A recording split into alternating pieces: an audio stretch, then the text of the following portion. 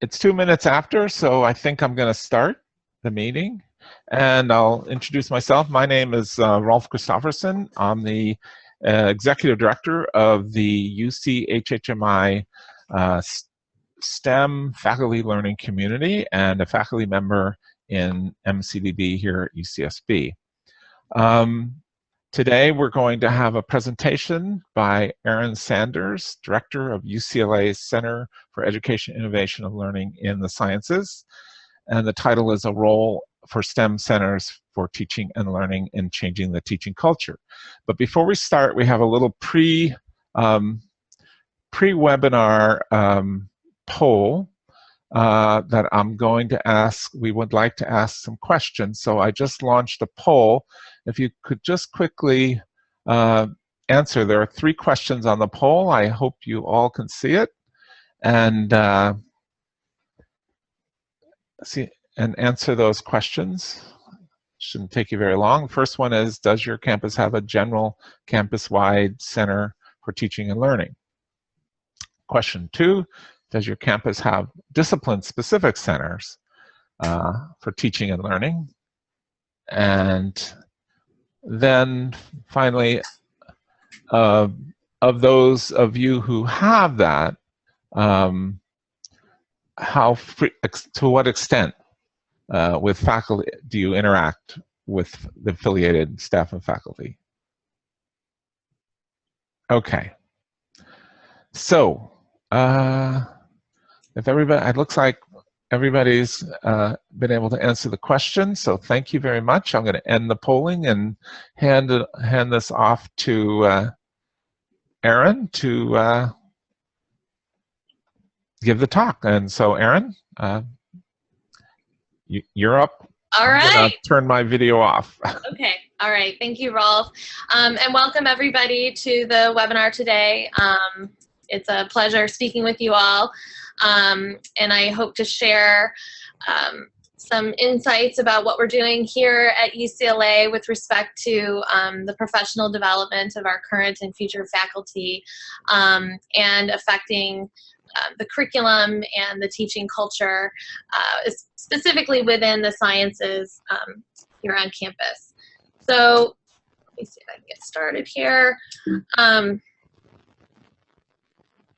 Okay, so CEILS, that's how you pronounce CEILS, is the Center for Education, Innovation, and Learning in the Sciences. UCLA's campus is located just northwest of Pacific Ocean here with Santa Monica. I've got the little pin there.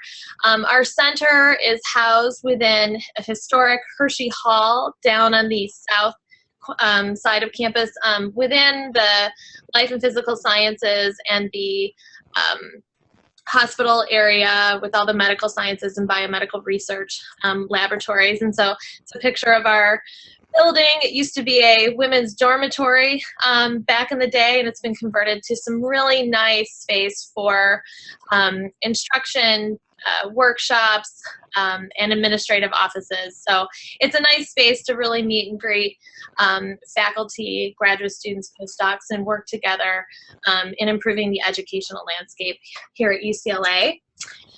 So CEILS was established informally in 2013 and formally in 2014. And what's shown here is a graph of basically STEM education centers over the course of a few decades there, as you can see. And CEILS really came about at sort of this peak in the growth of these discipline-specific centers in which the I guess you could say the vision and mission of these STEM-specific education centers really overlap in another number of areas, from undergraduate education to graduate education to outreach. The CEILS was specifically set up by the deans of life and physical sciences here at UCLA and is currently funded primarily through those 2 divisions. So we're a member of the Network of STEM Education Centers, which is a really great organization that has brought together leaders in both campus-wide and discipline-specific centers to talk about and share expertise in best practices and from organizational change to education to outreach. And the Education Center has put together a toolkit in which there are 5 topical areas which have been really sort of rich in discussion and sharing, sort of highlighting the diversity by which different centers are set up, but also the shared vision and how both discipline-specific and campus-wide centers differ in some ways. And this was sort of summarized and produced in a report that I believe came out last year. It was a collaboration between the network and the POD network, where they sort of looked at, what is the role of these 2 units on campus? Are they overlapping? What do they bring? And what really came out of the survey and focus groups was that these 2 campus entities have, really complementary strengths, but differentiated areas of expertise. So, for example, with respect to pedagogy, campus-wide centers typically are more general and span across the disciplines, although, of course, the folks working at them are well informed about the evidence-based practices coming out of the STEM disciplines, whereas the STEM-specific centers tend to really sort of dive deep into STEM pedagogy. And this is where discipline-based education research really emerges and is often differentiated from SOTL, or the Scholarship of Teaching and Learning, when you're talking about sort of this cross-disciplinary connection. Both are connected to student success efforts and institutional cultural change across campus, although the discipline-specific centers tend to be focused on issues of persistence and student learning specific to STEM, of course. And finally, I think both share this sort of commitment to using evidence, DBER, SOTL, to really inform the work that's being done. And so today during the talk, I thought basically some of the things that I'm going to highlight that SEALS is involved in on campus as far as these 4 aspects would come out in the talk. So we'll revisit these, and basically we consider SEALS a discipline-specific center for teaching and learning in STEM. So that's where we kind of find ourselves. Okay, so who are we? So I'm the director of our center, and I work with 4 amazing people. Shauna Shaked is our senior associate director in charge of physical science initiatives in our learning assistance program. Rachel Kinnison is another associate director who's leading our professional development and student engagement for primarily graduate students and postdocs. Jess Gregg is our associate director, focused on broader educational development initiatives, working directly with faculty to coordinate a lot of the day-to-day workshops and support that we provide. And Ann Mao is our administrative assistant, without whom I probably couldn't keep up with my calendar day-to-day. But combined, we have 3 PhDs across the sciences, 3 master's degrees in teaching, social work, and psychology, and decades, I guess you would say, of experience in pedagogy, instructional design, and fostering student success. So I'm really fortunate to have such a strong team to work with in sort of approaching and trying to overcome some of the challenges, student success challenges, and cultural change issues with respect to teaching and learning. So in addition to the core staff that we have in SEALS, we also work directly with what we call instructional consultants. These are discipline-specific experts in a number of the departments who have really emerged as leaders or champions or change agents in those departments. Everyone has some expertise, whether it's in a specific pedagogy or in a particular, teaching technique or technology that they utilize, and therefore can really be a primary resource for very specific things that faculty may come to the center for. And so Deborah Pierce, Jordan Moberg-Parker, Gaston Flugel, Heather Tiensen, Beth Goodhue, and Joshua Samani are currently among our constructional consultants. And while they're not paid through the center, when we get grants and have sort of specific initiatives, we do try to support them in various ways through those extramural efforts. So also essential, I think, to this the function of SEALS and really the success of the work that we do is a faculty advisory committee that we established at the very beginning. And I will say that we very much interact with the committee on a regular basis. These are really folks who become our connection directly to the departments, the department really being the agent of change and being able to kind of influence the work and the priorities that we do take on in the center. So we have representatives from every department in life sciences, as well as every department in physical sciences. And we meet regularly, like I said, with these folks throughout the year. So a little bit about our mission, because this is really what drives all the work that we do. And when we're approached with new projects and new ideas, we really come back to this statement and spend a lot of time really thinking about what this means and how to incorporate this in our day-to-day. So SEALS was established to create a collaborative community of instructors, or learning community, committed to advancing teaching excellence, assessment, diversity, and scholarship, resulting in the enhancement of student learning experiences in the life and physical sciences. So we have a number of goals within that broader mission. And the idea is that we are trying to take faculty who are teaching in undergraduate, and in some cases graduate classrooms, and empower them to create inclusive learning environments for all of the students taking the life and physical science courses. And to get there, the work that we do really focuses on helping faculty with the language taxonomy around equity and inclusion. As I said, within the mission, we are trying to create a learning community, not just an administrative unit, so that we can bring faculty in, they're invested, to share and discuss their teaching practices.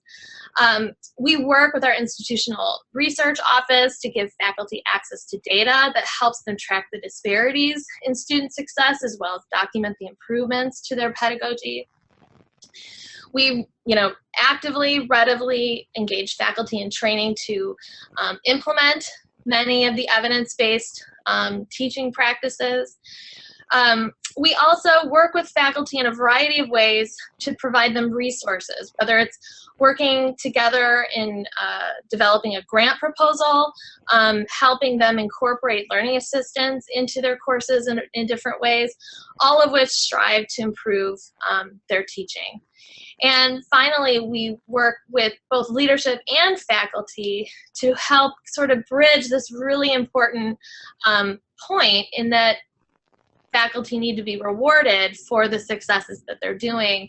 And so we play a role in trying to facilitate some of that. Okay, so we do not work in isolation at all. We have a number of partners across campus, from assessment offices to the online teaching and learning office, to our institutional research office, our assessment office, as well as many off-campus partners. We have specific projects that we're working on with different UCs. We're part of a couple of national organizations like CERTL and the Reinvention Center. I've already talked about the network of STEM education centers. And so collectively, all of these really feed into the activities and our ability to really serve faculty in a variety of different ways, and expands our capacity for doing so, I would say. And so just kind of looking at the stats over time, the number of partnerships and the collaborations that we have engaged in since the center was formally started in 2014 has steadily increased, and as I said, really been instrumental in serving the capacity issue and enabling us to help and serve more and more faculty. So we are actively involved in acquiring typically education grants to support transformation of both the undergraduate and graduate curriculum. We've had almost $8 million total in grant support since the center began working in 2013. And we have worked with a number of extramural agencies in getting some of these grants, both private and public grants. this is just a list with some examples of grants that we've had more recently, from NSF IUs to some NIH training grants, the R25, as well as K-12. More recently, we were awarded an HHMI grant to start focusing on transfer students. We have some postdoctoral support programs. So anyway, the point is that we are very much involved in the acquisition of grants. And I think that at the beginning, I just wanted to say about this that doing this was really important for establishing credibility with faculty and other campus leaders on UCLA's campus, just to make, you know, the center basically worth someone's time to interface with and really work with. Now, since the center was started, I think this has been less of an issue, and now it's really more that we want to stay at the kind of the leading edge of education, innovation. Grant proposal development is just sort of part of the fabric of what we do. It can be small grants where we're working with faculty to do some small transformation in their classroom, to larger grants focused on broader cultural change issues across the divisions and across the campus.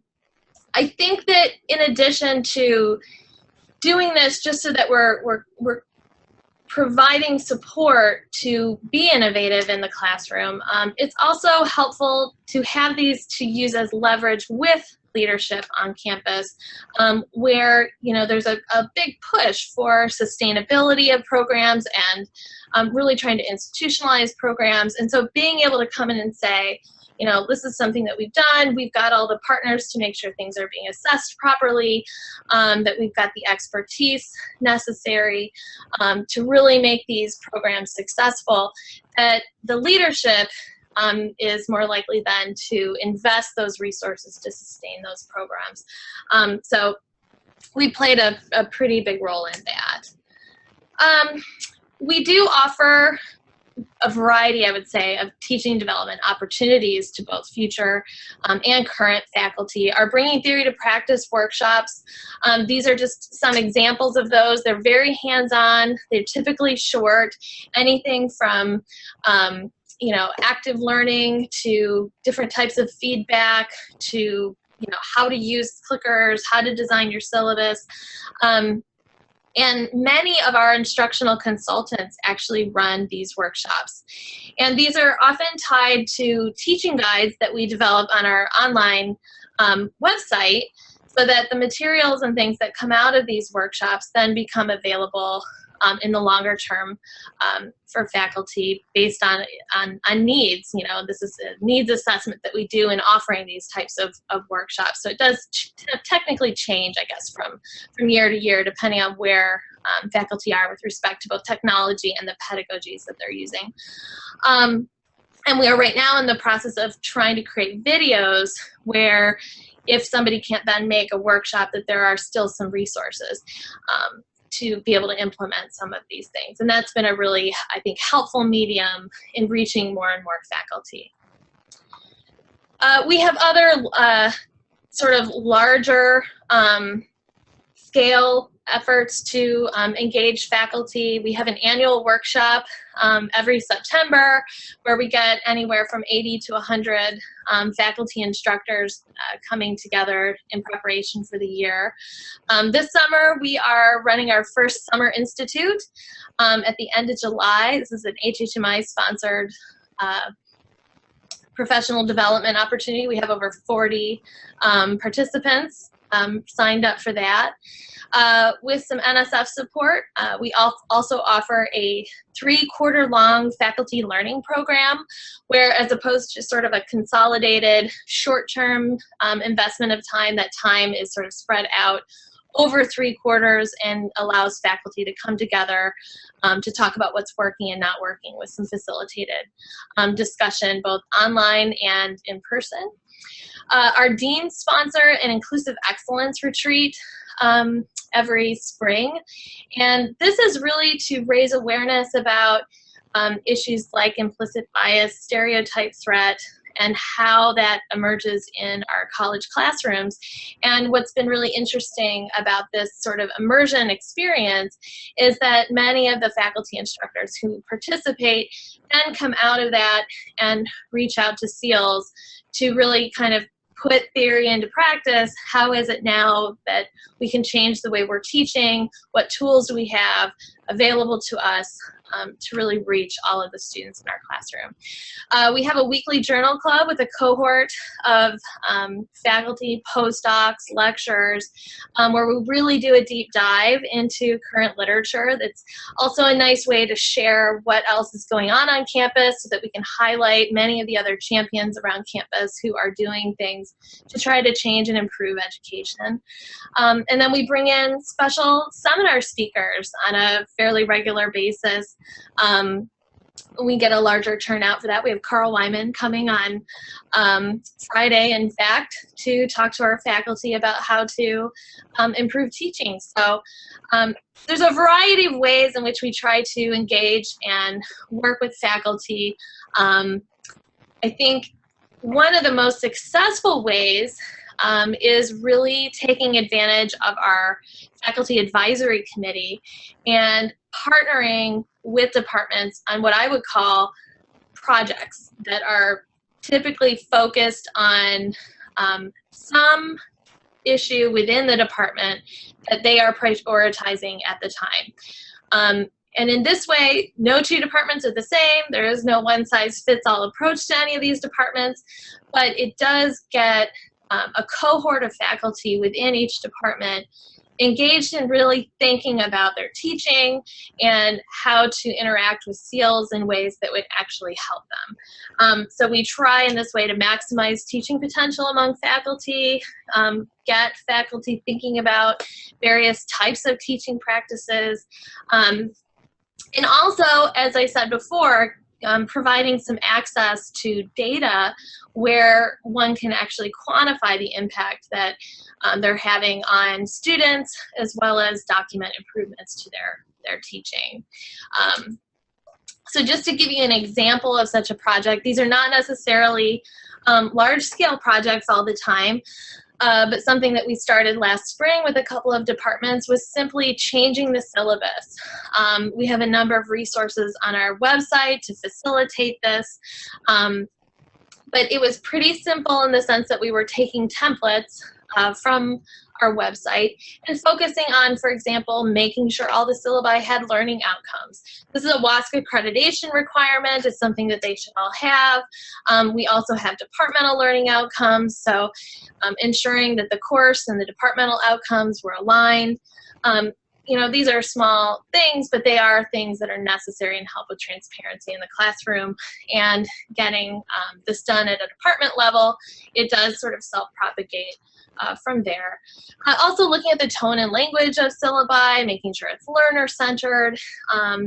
And another area we've really looked at is the grading scheme that instructors are using in their courses to make sure that they're equitable and at least transparent within the syllabus. So this is sort of an example of a smaller scale project focused on departments.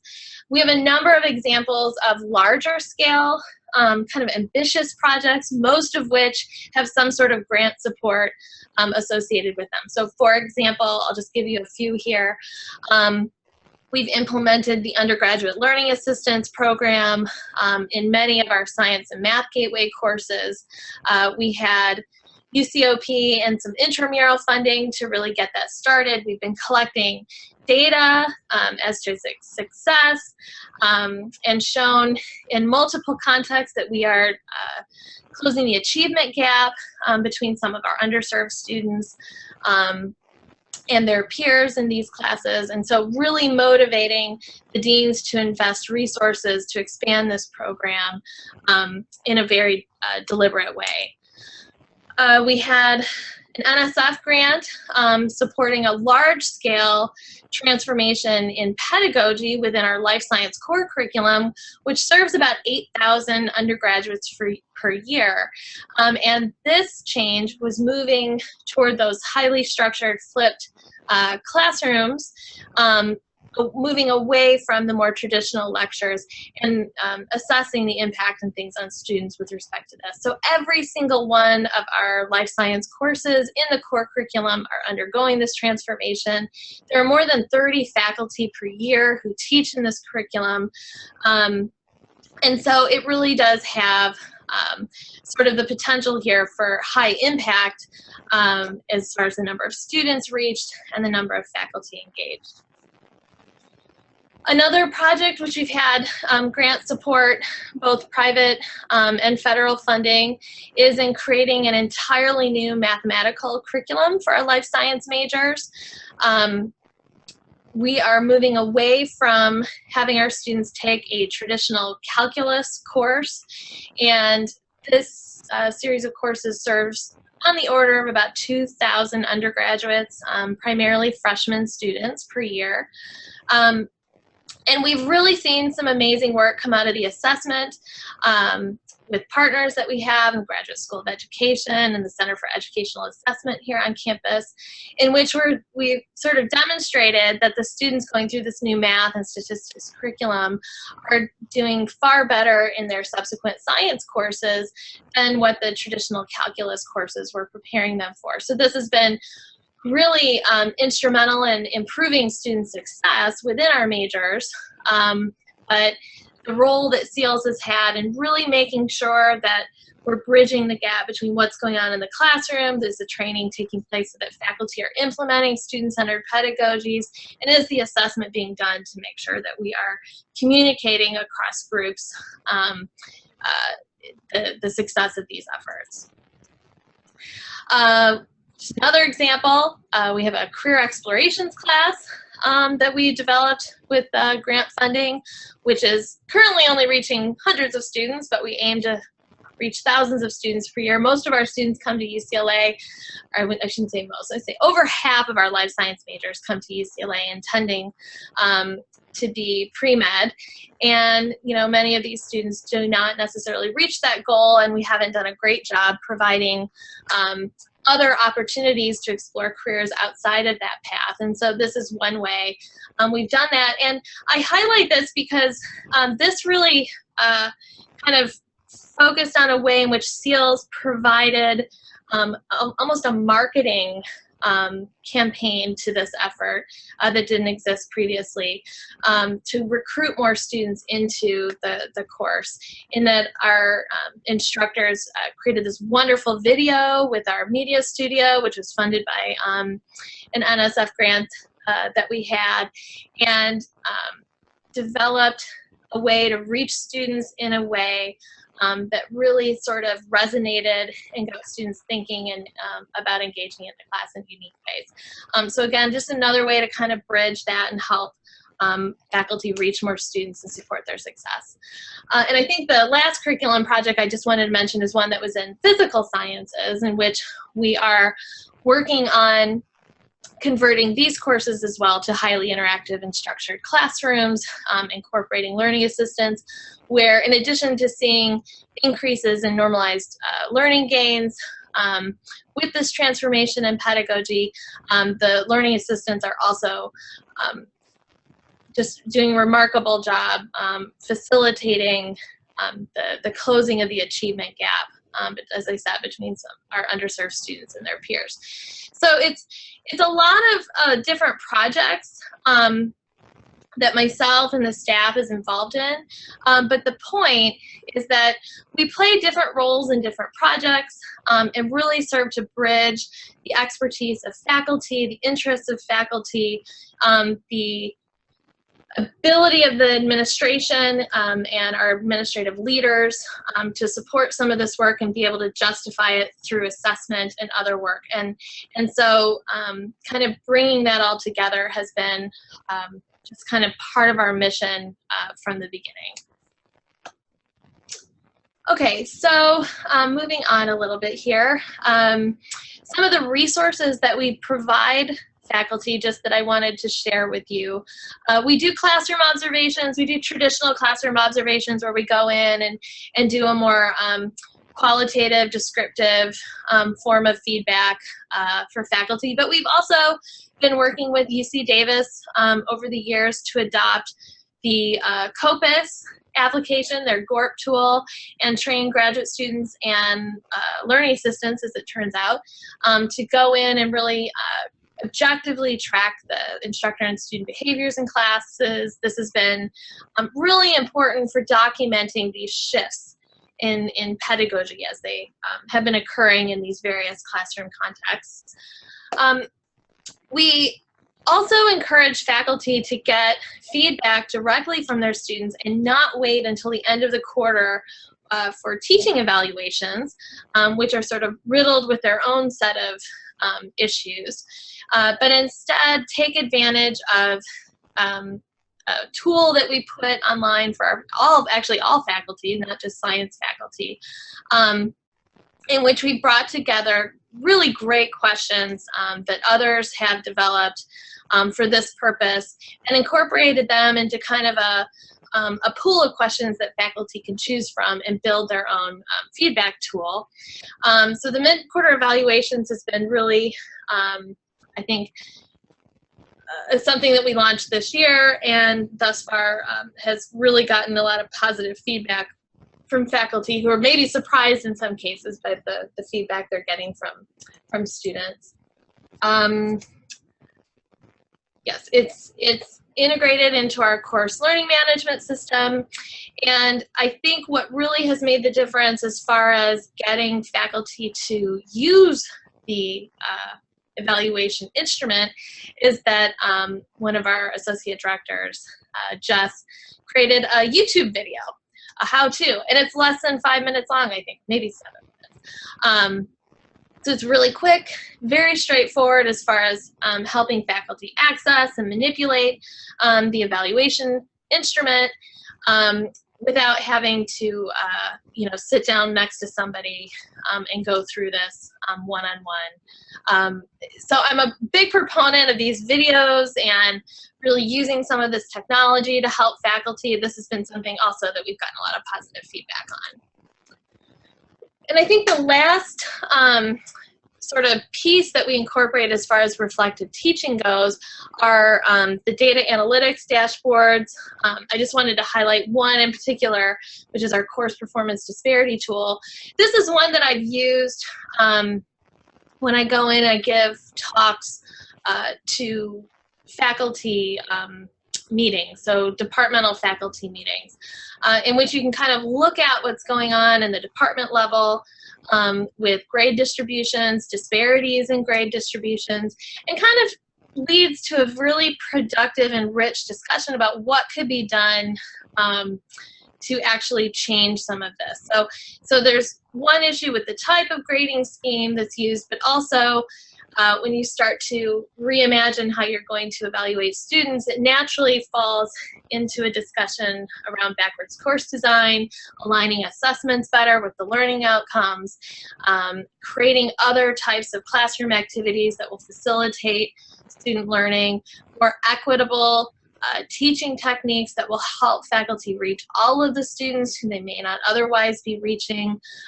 So these data analytics tools have been really, really useful, I think, for all of us in CELS as far as kind of opening that door and having a discussion where faculty are more amenable then to thinking about changing their classroom because they have data to actually support what it is that they're interested in doing. So in addition to supporting current faculty, we also have a number of programs and resources for future faculty, training opportunities for our graduate students and postdocs on campus. The two I wanted to highlight here is that UCLA just became a member of the CERTL network, which if you haven't heard about it, CERTL stands for the Center for the Integration of Research, Teaching, and Learning. It's a network of 43 different research institutions from across the United States who come together to support the professional development of future faculty in any academic career that's going to involve teaching and mentoring undergraduates.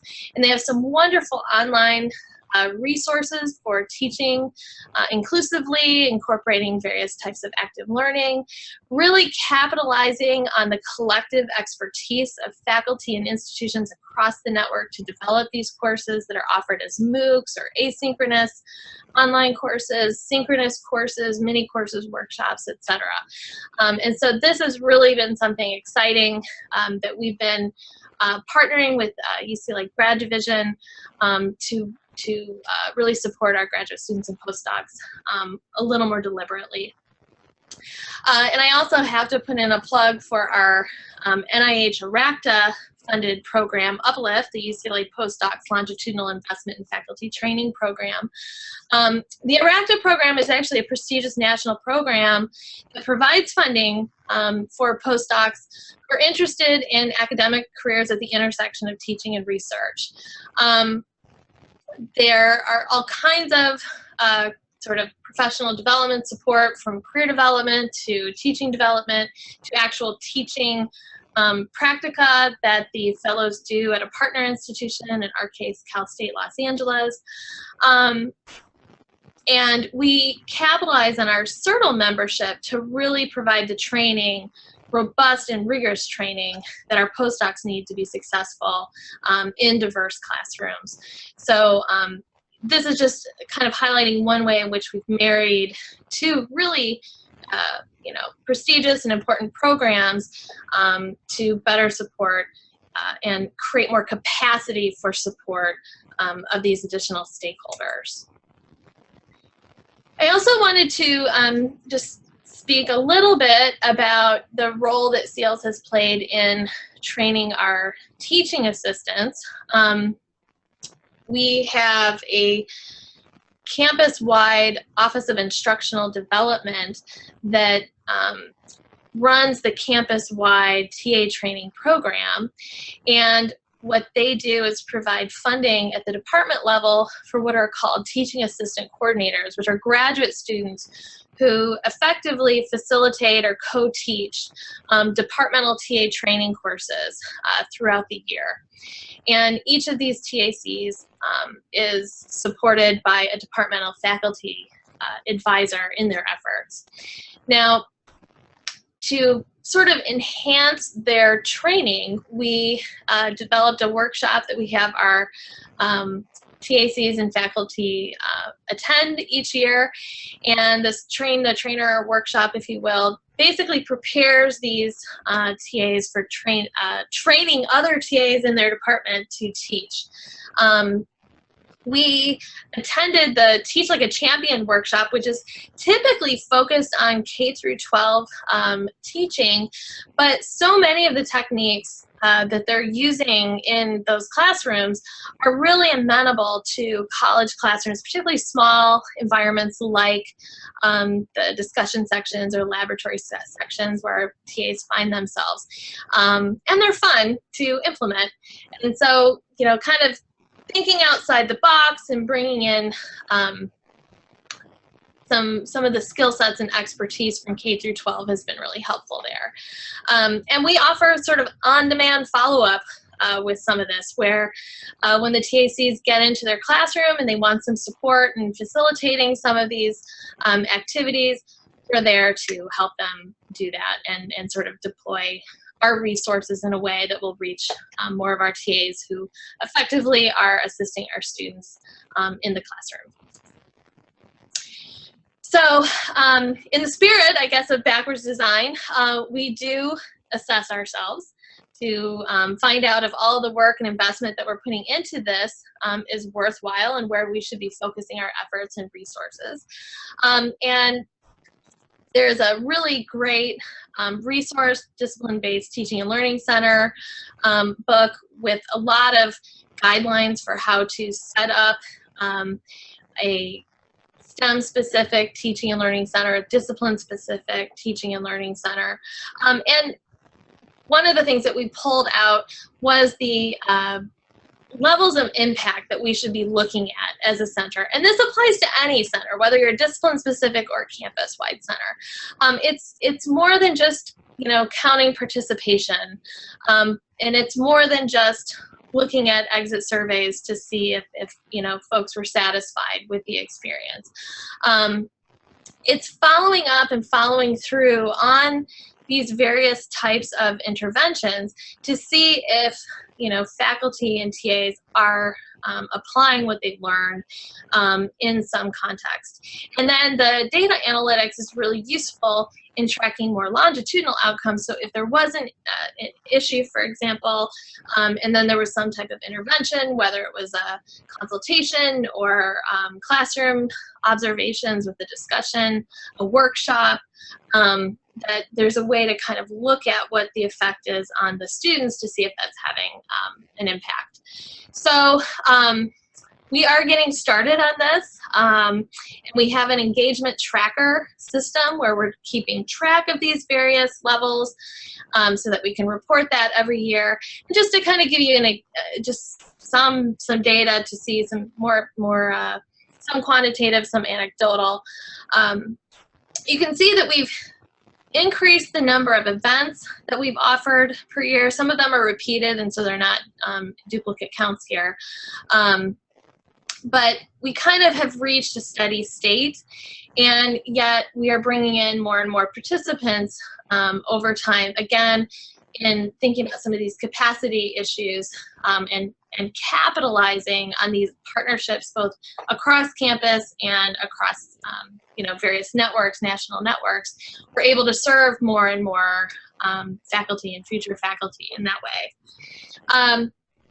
Just some examples of application. We have a number of departments who have taken away something from the workshops or from these consultations and made and documented a change. So we've had entire departments shift to using clickers or some sort of active learning in all their courses. We've had departmental leadership change the grading scheme, impacting really large enrollment classrooms. And, you know, as I said earlier, we have specific departments who are now incorporating learning outcomes into their syllabi where they weren't there before. So that is all I have. So if you have any questions, I welcome those now. I also have the link there for our website if you're interested in checking out some of the resources and things that we have there. Well, I have some questions, so I'm going to start off, seeing as how I have the mic. Then I can, if anybody else wants to ask questions online, I can actually promote you to be a panelist, and we have as well.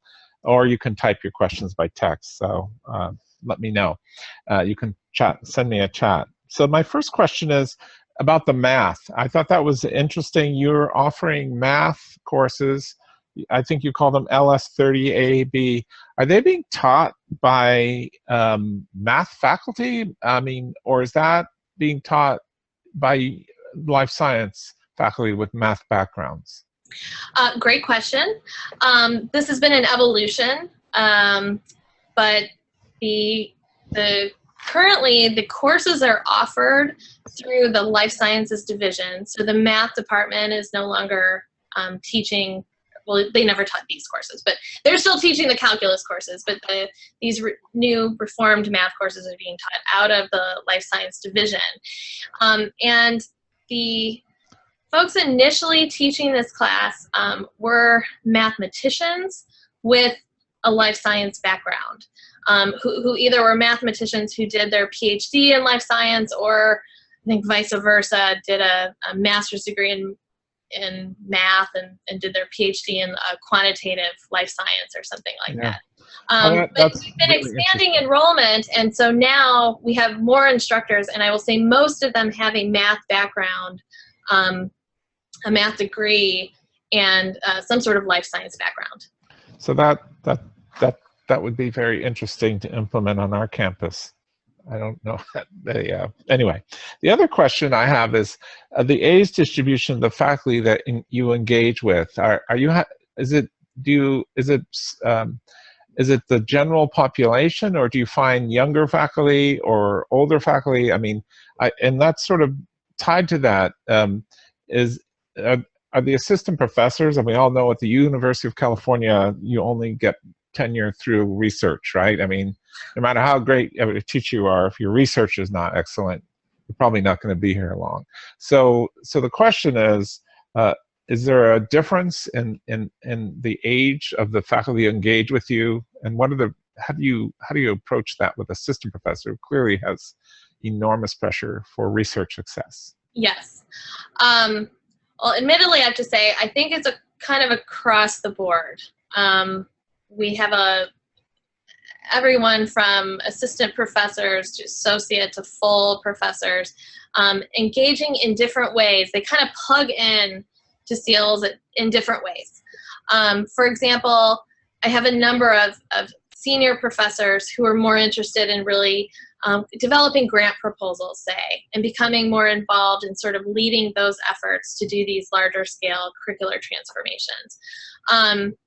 When it comes to kind of getting into the classroom and focusing on teaching, I see far more assistant professors, lecturers with that. Now, we also have different levels in which they can engage. So, for example, the workshop that we offer every September kind of brings everybody in, but we really focus our invitation on new assistant professors, new lecturers, and anybody teaching these large enrollment gateway courses. Right. And the part of our invitation, and I think part of our leverage too, be that we're underneath the deans of life and physical sciences, is that we can include within that invitation basically a line that says, if you do this, you will get credit towards the promotion and tenure diversity statement that you're required as part of your package. And so the deans are basically saying, look, this counts, this matters, this is something you should do. By creating inclusive classrooms and getting this pedagogy training, for example, you are basically supporting a diverse learning environment, and therefore, kind of like check the box, that counts in that particular category for promotion and tenure and advancement. So these are the kinds of levers that the deans basically use to incentivize faculty to come. So my last question, and then I'm going to ask other people to please ask questions. I want to know more about your personal story. You told me you got your PhD at UCLA, but I'm assuming that was in the bench, doing something in the bench and not education. And now you are director of this. What happened? I was enlightened. How did that, what was that, how did you get from here to there? There to here. Yeah, well, my story is sort of, I guess, a little winding tale. I grew up in the Midwest in a very homogeneous, white, small town in Illinois, and moved to Chicago, where I went and did my undergrad at DePaul University and got a degree in chemistry. I did undergraduate research, internships at biotech companies while I was there, and really had this enriching experience as an undergrad, where I also was able to be a TA, and I love teaching. So when I went to graduate school, I wasn't really planning to teach any more than the average graduate student, but in doing my research, it was always sort of there in the back of my mind as something, at least as a career, I wanted to make sure I had some research and teaching in that. Mm-hmm. So I was really going through the traditional route. I did my PhD here at UCLA in the Department of Biological Chemistry in the David Geffen School of Medicine. And when I was done, I had planned to run off and do a postdoc in Boston, in fact. But there was an opportunity to get some teaching experience. And so I took a break from the bench and started teaching in one of the life science departments here at UCLA. And quite frankly, I just loved it. I loved teaching. I loved working with the undergrads. And at the time, I had a visionary mentor who wanted to transform the curriculum for our students at the time, and sent me off to the Summer Institute at the University of Wisconsin to Who was that? Kool-Aid. Who was that mentor that sent you off there? Oh, Bob Simons. He was, Right. yeah, he was a professor in microbiology, immunology, and molecular genetics. I think he might have. I was a graduate student in the Dark Ages, so maybe I knew him. Oh, he might. Yeah, he might have. He might have been around. Okay, so retired. That's all the questions I have. So if anybody, let's see. Okay, there is a good question. Steve posted it in the chat instead of the Q&A. If you pull that up, he's got a question. Did math fight this? I know, I'm just thinking what would happen on my campus. I hope no math faculty are listening, but I don't know how they'd take it. Maybe they'd be happy to get rid of half their students. Okay, yeah, hi, Stephen. Math wasn't enthusiastic about this. And I think really came from a place of concern whether or not we would be adequately preparing our students for the science courses, in particular physics. And so this sort of precipitated a very rigorous effort on our part to track and evaluate the students who were taking this new math curriculum to make sure that in physics in particular, that the learning experience wasn't detrimental to their success in those courses. And, you know, everybody kind of viewed it, I think, with a bit of skepticism, but I would say that the data really is what has played this out and played out the final outcome of this. The students who have been taking this reformed math course are doing better in their science courses than the students who are taking the calculus series. And so there's no longer, I wouldn't say a fight, but I think there's certainly an appreciation that these other approaches to teaching math are sound and are no longer, I think, kind of viewed with that same level of skepticism for certain. But, you know, on the other hand, we are retaining the course in life sciences. We're going to continue teaching it through life sciences. But, you know, I think that's important because we do have the expertise. I mean, one of the things that was missing was a lot of the deliberate examples in life sciences of a lot of the quantitative concepts. And so by bringing mathematicians into a life science world, everybody can work together in sort of teaching a course that meets those outcomes. So I encourage, please, if you have a question, either type it in the, if you're shy, you can type it in the Q&A icon.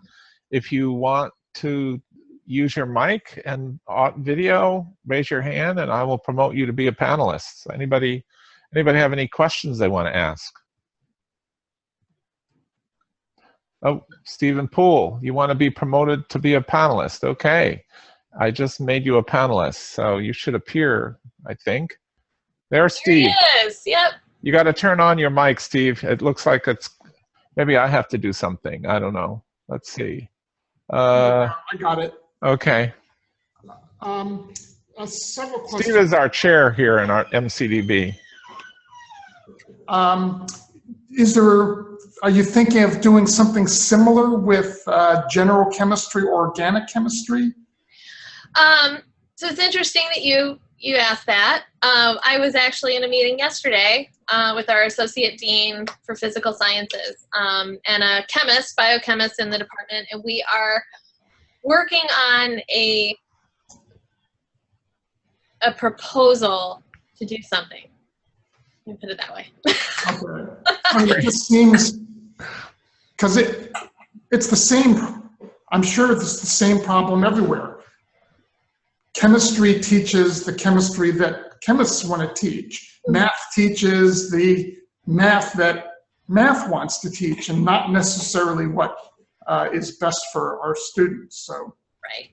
I will say that with the transformation of the LS core curriculum, I didn't say this. Yes, we are effectively almost entirely flipped as far as the intro series goes. But another element to this is that in addition to changing the pedagogy, we also completely changed the core structure. So it was a 4-quarter sequence, then that students would have a chemistry prereq to get into. And we have also now changed this to make it a 3-quarter freshman year biology experience with no chemistry rec. And in doing so, I think we're going to see a shift in when students are taking chemistry. And so if our biologists are coming in and the first science course they're taking now is biology, if we don't see as dramatic a change in the chemistry curriculum, it may not have as detrimental effect on the students' success if it's not the first science course they're taking. We are still working with chemistry.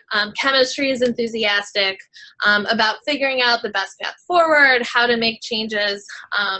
But you know, there are some hoops and things to jump through, and in trying to come up with something that's creative and really, I think, something that faculty can get excited about and want to do is a challenge too in coming up with a path forward. So we have some ideas and we're working on that, but there's a lot of other moving parts to this that might kind of offset some of the immediate concerns with this.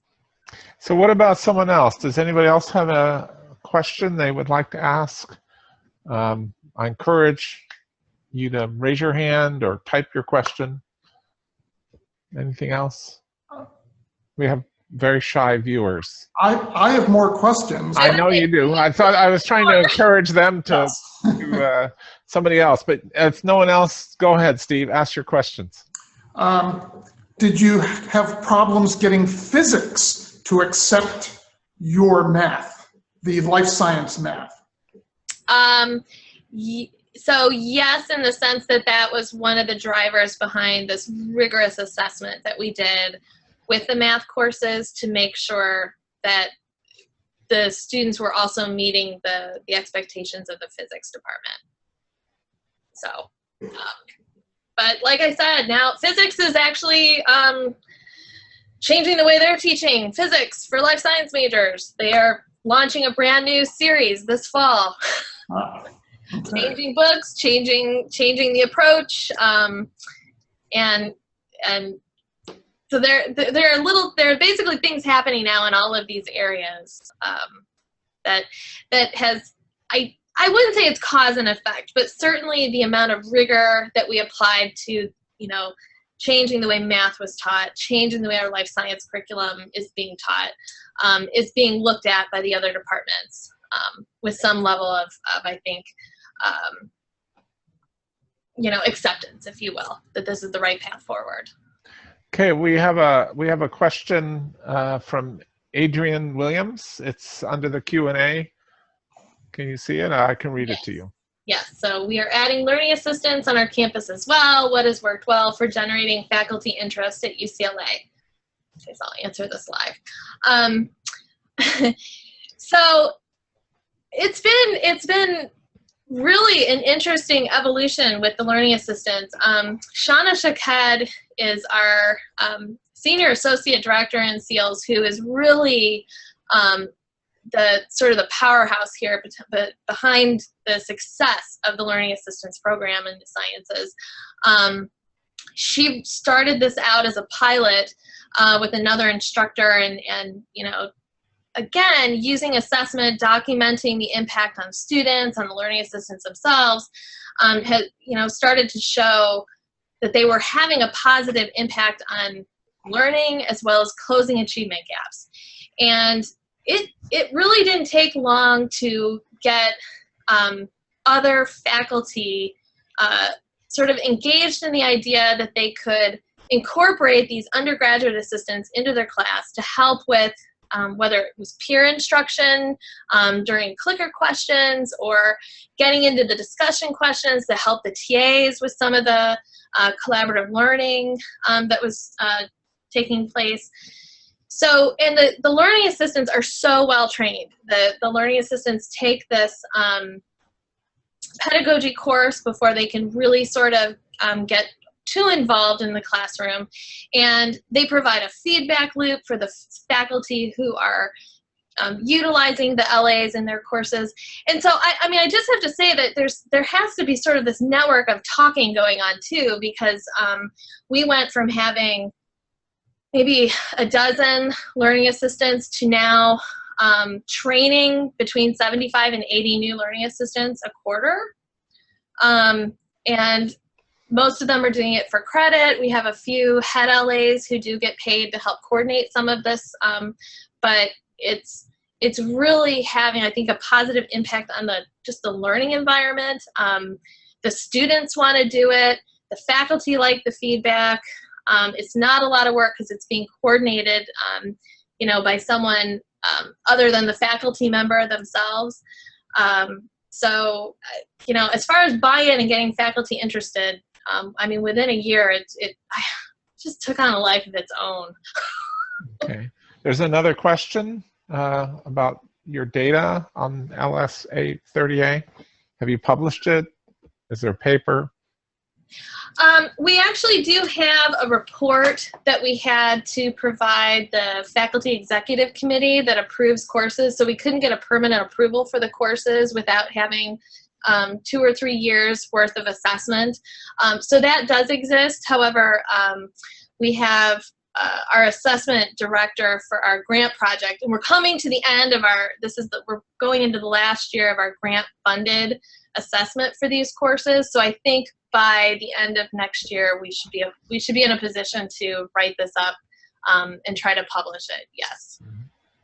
So I was going to ask you if I could post your slides on our UC Flick website. So maybe. Oh yeah. Let us do that. Then I'll put the slides next to this is being recorded, and next to the link to YouTube, I'll put a link to your slides. Okay. So you can see I think you showed a little data or something on that. Yeah, there was a few highlights for the LS-30 stuff. Yeah. Okay, any other questions? We're 4 minutes over our scheduled time. I have one more question. Oh, you have one more question. Okay, go for it. You seem to have an amazing amount of grant support to drive all of this. Is it just a few people who are driving this, or you're getting buy-in from all sorts of quarters to actually write the grants? So up to this point, the staff in SEALS have been major drivers in getting the grant proposals out. I mean, the first couple of years, this was one of the priorities that we had, and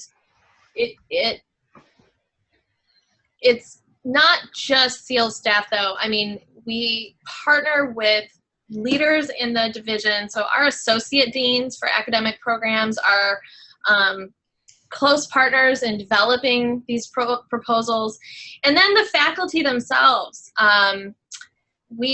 There's a lot of interest from faculty, and I see it, where you start talking to I guess when faculty become interested in really doing something different with their teaching, and this need to really kind of get a sufficient cohort involved to make a difference, whether it's at the department or division level, that these partnerships have emerged. And then SEALS plays more of a role in connecting these partners. And it's almost like a project management role to make sure that everybody is kind of doing their part in these larger projects.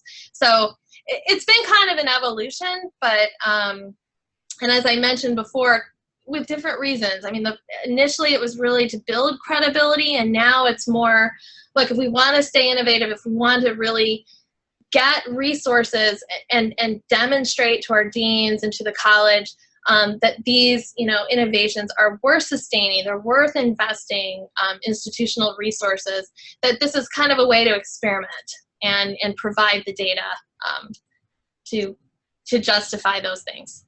All right. Thank you.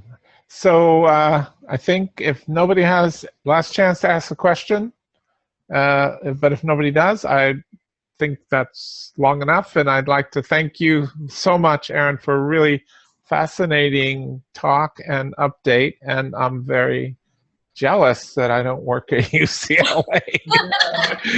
We need some people like you on our campus. What do you think, Steve? I think so.